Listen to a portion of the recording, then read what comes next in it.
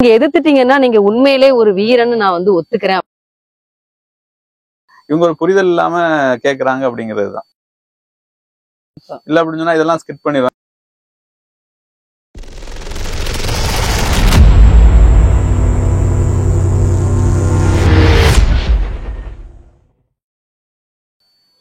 அனைவருக்கும் வணக்கம். லமூரியா வர்மக்கலரி அடிமுறை உலக கூட்டமைப்புல இருந்து சங்கரி. இன்னைக்கு நம்ம வந்து நிறைய இந்த அடிமுறை சம்பந்தப்பட்ட பயிற்சிகள் பண்ற வீடியோ வந்து நம்ம நிறைய யூடியூப்ல வந்து போட்டிருக்கோம். ஸோ அதுல வந்து நிறைய மக்கள் வந்து கமெண்ட் போட்டிருக்காங்க, கேள்விகள் வந்து கேட்டிருக்காங்க. ஸோ அந்த கேள்விக்கு பதில் சொல்ற மூலியமா இந்த நிகழ்ச்சி வந்து இருக்கும்.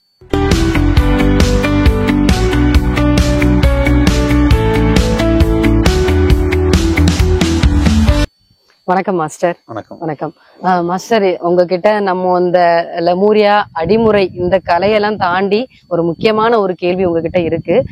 அப்புறம் மாஸ்டர் இன்னொருத்தர் வந்து ஒரு கொஞ்சம் வித்தியாசமாவே கேள்வி கேட்டிருக்காரு. எனக்கும் கொஞ்சம் கேட்கணும்னு தான் தோணுது இந்த கேள்வியை வந்து. அவரோட பேர் வந்து சொல்லியிருந்தேன், ஜோ டேனியல் 8150 இந்த யூடியூப் ஐடியில இருந்து ஒரு கேள்வி கேட்டிருக்காரு. என்னன்னா, டேய் சரி இதெல்லாம் இருக்கட்டும், இந்த ரவுடிங்கெல்லாம் இருக்காங்கல்ல, கூட்டம் கூட்டமா வந்து வெட்டுறாங்க, பெரிய பெரிய இரும்பு கத்திய வச்சு காட்டுத்தனமா எரியிறாங்க, அத வந்து ஒரு ஆளா எதிர்த்துருவீங்களாடா அப்படின்னு கேட்டிருக்காரு. அப்படி நீங்க எதிர்த்துட்டீங்கன்னா நீங்க உண்மையிலே ஒரு வீரன்னு நான் வந்து ஒத்துக்கிறேன் அப்படிங்கிற மாதிரி அவர் கேள்வி எழுப்பியிருக்காரு. அதற்கு ஒரு சரியான விளக்கம் நீங்க கொடுக்கணும். முதல்ல இந்த கேள்விக்கு வந்து பாத்தீங்கன்னா ஒரு புரிதல் வேணும். எப்படின்னு கேட்டா, நம்ம ஒரு முன்னாடி சொல்லக்கூடிய ஒரு கதை தான். ஒரு ஃபுட்பால் மேட்ச் நடக்குது.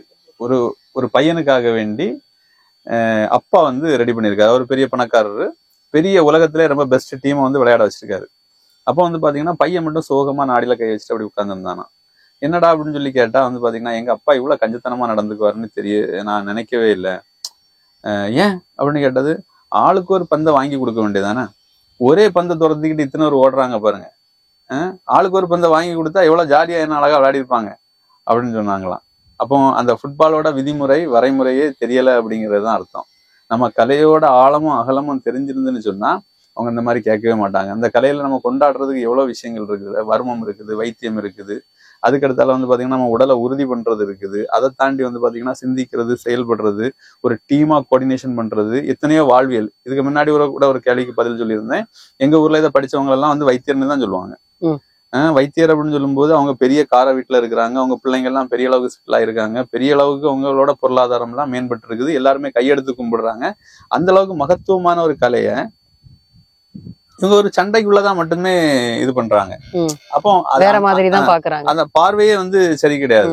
அப்போ வந்து பாத்தீங்கன்னா இந்த கேள்வியே வந்து பாத்தீங்கன்னா அவங்க ஏதோ ஒரு மோட்டிவ்ல கேக்குறாங்க. அவங்க ஒரு மனசுல ஒரு வரைபடத்தை வச்சுக்கிட்டு அப்படி கேக்குறாங்க. அது மட்டும் இல்லாம வந்து பாத்தீங்கன்னா அவங்களுக்கு சும்மா எளிமையா ஒரு சின்ன பதில சொல்லணும்னா கூட, இந்த கலையை கத்துக்கிட்டவங்க மத்தவங்களோட பெஸ்டா பெர்ஃபார்ம் பண்ணுவாங்க. மத்தவங்க அப்படின்னு சொன்னா சாதாரண ஒரு ஆளா இருப்பாங்க, இல்லைன்னா இன்னொரு கலையை கத்துருக்கவங்களா இருப்பாங்க, இல்ல தைரியசாலியா இருப்பாங்கன்னு வச்சுக்கலாம். அதோட இவங்களோட பெர்ஃபார்ம் பெஸ்டா இருக்கு. இப்போ ஒரு 10 பேர் சுத்தி வந்துட்டா கூட அதுல இருந்து தப்பிக்கக்கூடிய யுத்திகள்லாம் இருக்குது. அதை தாண்டி வந்து பாத்தீங்கன்னா அவங்க இன்னொரு ஆள் தாக்கும்போது இவங்க வந்து அதுல இருந்து தப்பிக்கிறதுக்கு அதெல்லாம் என்ன செய்ய முடியும், அதுக்கடுத்தால இவங்க என்ன பண்ணணும் அப்படிங்கிறது எல்லாமே நம்ம பயிற்சி முறைகள்ல இருக்குது. இருந்தாலும் இவங்க 1ஆம் கிளாஸ் படிச்சிருக்காங்களா, 10ஆம் கிளாஸ் படிச்சிருக்காங்களா, இல்ல காலேஜ் முடிச்சிட்டாங்களா, எந்த அளவுக்கு அவங்களுக்கு இதுல ட்ரெயின் அப் ஆயிருக்காங்க இப்படிங்கறதெல்லாம் ஒரு கேள்வி இருக்குது. இப்ப வந்து பாத்தீங்க அப்படின்னா 100க்கு 100 பெஸ்ட் ஆட்டு படிச்ச ஒரு ஆள் இதுல 100க்கு 100 சக்சஸ் பண்ணிடுவாங்கன்னு வச்சுக்கோங்க. ஆனா எல்லாருமே அதை ஸ்கோர் பண்ணிடுவாங்கன்னு கேட்டா முடியாது. அப்போ முதல்ல இந்த கேள்வியை எப்படி யோசிக்கணும் அப்படின்னு கேட்டா, இவங்க ஒரு புரிதல் இல்லாம கேக்குறாங்க அப்படிங்கிறதுதான். சரிங்களா? அதுலயும் அவங்க பேரை போட்டு ஸ்ட்ராங்கா இது பண்ணனாலதான் நம்ம இதை பதிலே சொல்றோம் எடுத்து. இல்ல அப்படின்னு சொன்னா இதெல்லாம் ஸ்கிப் பண்ணிடுவேன். ஏன்னா அந்த அளவுக்கு தான் அந்த கேள்வியோட அர்த்தம் இருக்குது. சரி, ஓகே. எங்களுக்கு அவர் கேட்ட கேள்விக்கு ஒரு தெளிவான ஒரு பதில் கொடுத்திருக்கீங்க, நன்றி.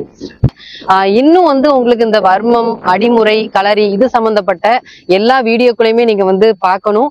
பார்த்துட்டு உங்களுக்கு என்ன சந்தேகம் இருந்தாலும் நீங்க கமெண்ட் கொடுக்கலாம். நமக்கு தகுந்த ஒரு விடை அளிக்கிறதுக்கு நமக்கு மாஸ்டர் செல்வ மாஸ்டர் வந்து இருக்கிறாங்க. இவ்வளவு நேரம் கேள்விகள் அனைத்துக்கும் பொறுமையா பதிலளித்த செல்வ மாஸ்டர் உங்களுக்கு ஒரு சிறப்பான நன்றிகள். நன்றி. இதை வந்து சங்கரி அக்காவுக்கும் என்னோட நன்றி. நீ பற்று வைத்த நெருப்பொன்று பற்றி எரிய உனை கேட்கும். நீ விதைத்த வினையெல்லாம் அறுக்க காத்திருக்கும்.